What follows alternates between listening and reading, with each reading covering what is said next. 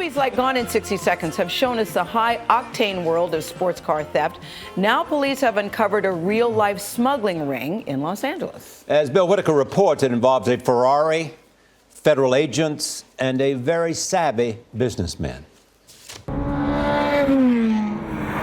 They're fast, furious, exhilarating. Ask anyone at the exotic racing school in Las Vegas as they test drive some of the world's highest performing cars.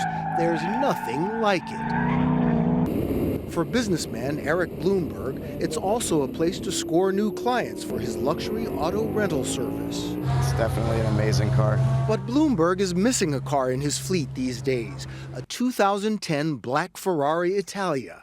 He noticed something was wrong almost immediately after renting it out to a seemingly legitimate customer for the going rate of $2,000 a day. In the cars, we have a few different tracking systems in place. I found this car wasn't moving for a few days, so that's rare because of the cost per day. Using GPS, he tracked the car to its last known location, a nondescript warehouse near the ports of Los Angeles and Long Beach.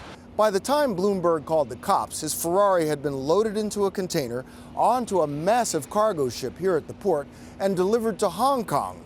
U.S. Customs agents tracked the car down and had it returned here to the U.S. By then, they realized they had stumbled onto a case far more complex than that one stolen and smuggled vehicle. So how much would this car fetch in Hong Kong? This vehicle was a little over $200,000 here in the United States, and would probably bring double that in Hong Kong on the black market.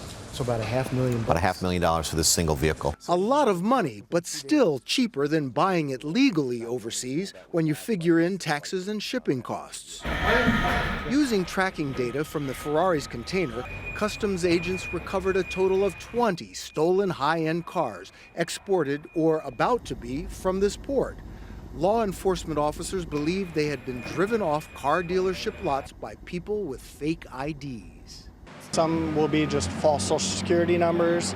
Some will be fraudulent names, enough to prevent us from trying to find out who the actual person is that walked into that dealership on that day.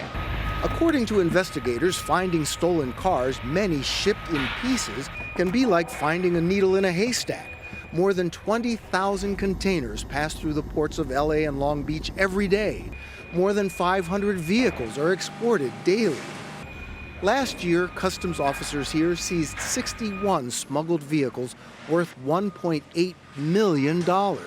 This haul alone is worth almost that much, $1.5 million. It's like a cat and mouse. I mean, you raise your game, they raise their game, and you end up with 20 vehicles being... Absolutely. We try to stay one step ahead of them, but more times than not, it's very difficult. No arrests have yet been made in this, the biggest seizure of smuggled cars in recent memory, and no one expects the illegal traffic to slow down anytime soon. There's movies that we've seen since we were much younger that show these intricate theft plots, and they're so exciting. But yeah, it feels like a motion picture, doesn't it? The investigation continues, but Eric Bloomberg just wants to get his car back and his business back on track. For CBS This Morning, Bill Whitaker, Los Angeles.